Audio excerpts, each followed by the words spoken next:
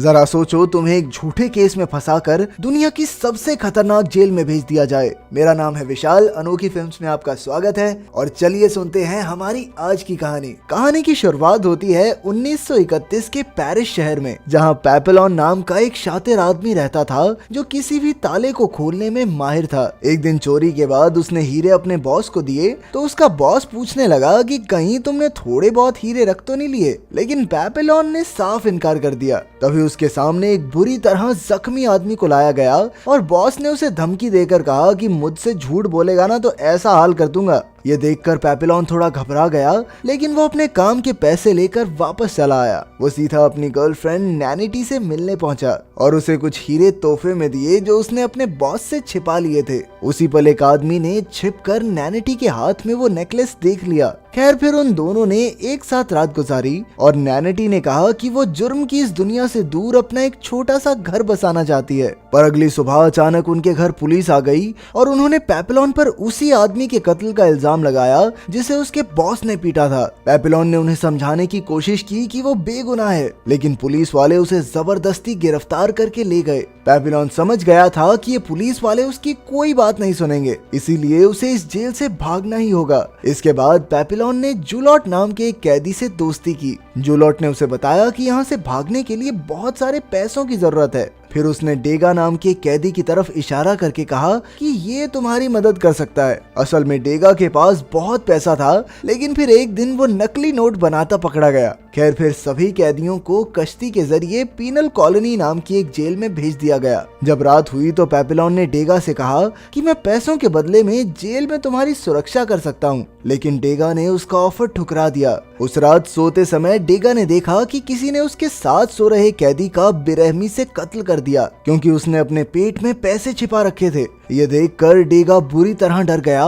और अगली सुबह उसने पेपलोन की शर्त मान ली। शर्त के मुताबिक पेपलोन डेगा की सुरक्षा सिर्फ तब तक करेगा जब तक वो जेल नहीं पहुंच जाते। असल में डेगा पेपलोन के साथ जेल से भागना नहीं चाहता था, क्योंकि उसे यकीन था कि उसकी पत्नी उसे जल्द ही छुड़ा लेगी। खैर, सबके सोने के बाद कल रात वाला हत्यारा आज डेगा की जान लेने आ गया। वो डेगा को मारने ही वाला था कि अचानक पेपलोन ने आकर उसकी जान बचाई। उसने हत्यारे की जमकर धुलाई की, लेकिन जल्द ही ऑफिसर्स को इसकी खबर मिल गई और उन्होंने पेपलोन को कड़ी सजा दी। पर पेपलोन को इस बात की खुशी थी कि जिसने उसे पैसे देने हैं वो जिंदा है। अगली सुबह वो सब पीनल कॉलोनी जेल पहुंच गए, लेकिन तभी अचानक जूलियट ने खुद को जानबूझकर जख्मी कर लिया ताकि उसे क्लिनिक में भर्ती कर दिया जाए। असल में वो क्लिनिक से भागने की फिराक में था, क्योंकि वहाँ सबसे कम पहरा होता है। फिर पेपलोन और बाकी कैदियों को इस नई जेल में लाया गया, जहाँ कई खूंखार अपराधियों को रखा गया था। वहाँ का वार्डन भी बेहद खतरनाक था और उसने सभी नए कैदियों को बताया कि यहाँ से भागना नामुमकिन है, तो कोशिश बिल्कुल मत करना, क्योंकि यही तुम्हारी सेहत के लिए बेस्ट रहेगा।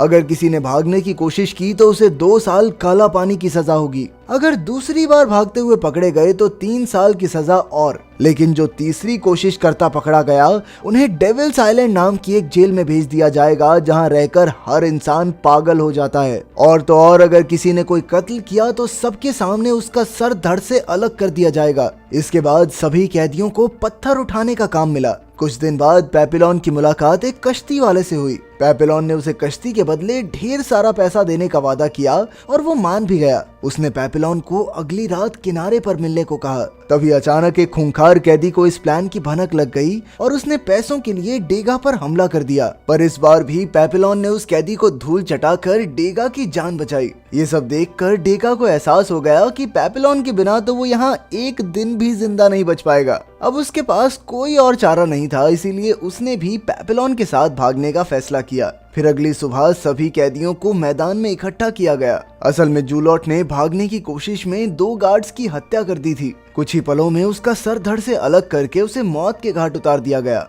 उसे देखकर वहां मौजूद सभी कैदियों की रूह कांप गई।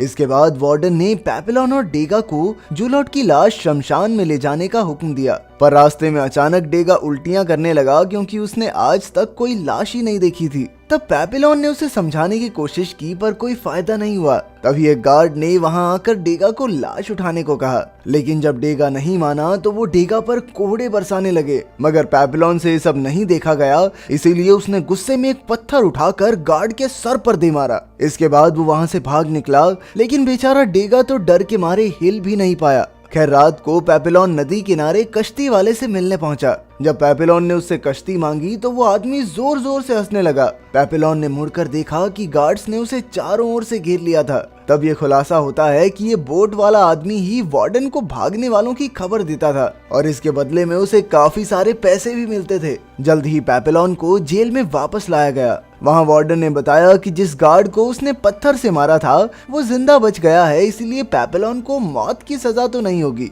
लेकिन भागने के जुर्म में अब उसे दूसरे टापू पर काला पानी की सजा काटनी होगी। जब पेपिलोन वहां पहुंचा तो वहां का माहौल देखकर उसकी रूह कांप गई। पिछली जेल में कम से कम कैदी इधर उधर घूमकर एक दूसरे से बातें तो कर सकते थे, लेकिन यहाँ उसे एक छोटे से कमरे में बंद रहना होगा, वो भी बिना कोई आवाज किए। यहाँ तक कि इस जेल में तो खुद से बात करना भी एक गुनाह था। इसके अलावा उसे खाने के नाम पर सिर्फ एक बेकार सा सूप मिलता था। लेकिन एक दिन अचानक खाने में उसे एक नारियल मिला। उसके अंदर एक कागज का टुकड़ा भी था जिस पर लिखा था कि अब से उसे रोज नारियल मिलेंगे। पेपिलोन समझ गया कि ये जरूर डेगा की तरफ से हैं। इसी तरह कुछ हफ्ते बीत गए, लेकिन जल्द ही वार्डन को इसकी भनक लग गई और उसने गुस्से में उस गार्ड को मार डाला जो पेपिलोन को खाना देने जाता था। इसके बाद उसने पेपिलोन से पूछा कि इसके पीछे किसका हाथ है, लेकिन पेपिलोन ने कोई जवाब नहीं दिया। तब वार्डन ने गुस्से में कहा कि अब से उसे आधा कटोरा सूप ही मिलेगा। इसी तरह 1 महीना बीत गया और अब खाने की कमी की वजह से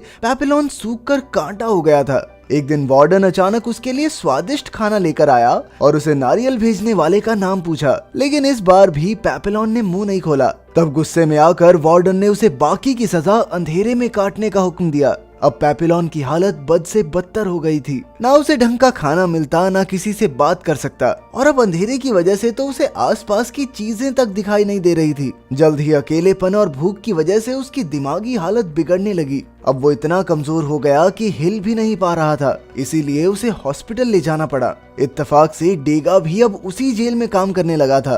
पिछले 1 साल में उसने वार्डन का भरोसा भी पूरी तरह जीत लिया था। एक दिन डेगा पेपिलोन से मिलने आया और तब उसे पता चला कि पेपिलोन तो बस पागल होने का नाटक कर रहा था। वो जानता था कि इस तरह वो आम जेल में वापस लौट सकता है। इसके बाद वो दोबारा से जेल से भागने का प्लान बनाने लगे, पर इस बार उन्होंने 2 और कैदियों की मदद लेने का फैसला किया। पेपिलोन ने सिलियर नाम के कैदी को चुना जो काफी हट्टा कट्टा था, और डेगा ने चुना मैचुरेट को जिसे अक्सर सभी परेशान करते थे। अब डेगा ने अपने सारे पैसे सिलियर को दिए जिससे उसने कश्ती खरीदी। फिर अगली रात जब सबको फिल्म दिखाई जा रही थी तभी उन चारों ने भागने का फैसला किया। हालांकि डेगा को काफी डर लग रहा था, लेकिन पेपिलोन ने उसे समझाया कि यही उनका आखिरी मौका है। इसके बाद डेगा प्लान के मुताबिक फिल्म देख रहे ऑफिसर्स को शराब देने पहुंचा। उसने बड़ी चालाकी से शराब में नशे की गोली मिला दी और फिर मेन दरवाजे की चाबी चुराने के मौके का इंतजार करने लगा। दूसरी ओर पेपिलोन अपने बाकी साथियों के साथ डेगा के आने का इंतजार कर रहा था,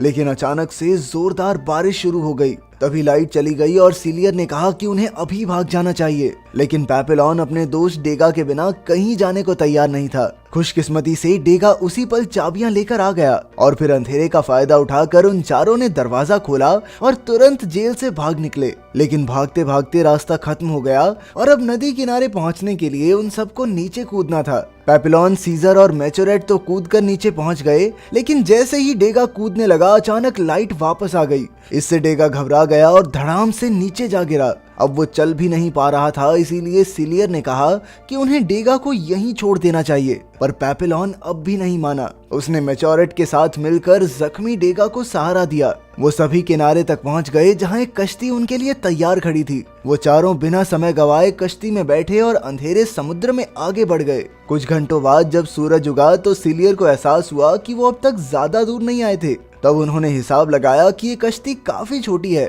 और ये 4 लोगों का भार तो नहीं उठा सकती। साथ ही एक भयंकर तूफान तेजी से उनकी ओर बढ़ने लगा। अब उनके पास समय बहुत कम था, इसीलिए सिलियर ने अपनी ताकत के दम पर मैचुरेट को समुद्र में धकेल दिया और फिर उसने डेगा पर हमला किया। लेकिन पेपिलोन उसके रास्ते में आ गया और दोनों एक दूसरे से लड़ने लगे। सिलियर पेपिलोन से काफी हट्टा कट्टा था और उसे मारने ही वाला था कि ऐन वक्त पर डेगा ने उसकी पीठ में छुरा घोंपकर उसकी हत्या कर दी। इसके बाद उन दोनों ने मिलकर सिलियर को कश्ती से बाहर फेंका और मैचुरेट को वापस ऊपर खींच लिया। पर कुछ ही पलों में वो तूफान की चपेट में आ गए और चारों तरफ अंधेरा हो गया। जब उनकी आंख खुली तो वो सब एक टापू पर थे। असल में टापू के कुछ लोगों ने उन्हें समुद्र में बहते हुए देखा और उनकी जान बचाई।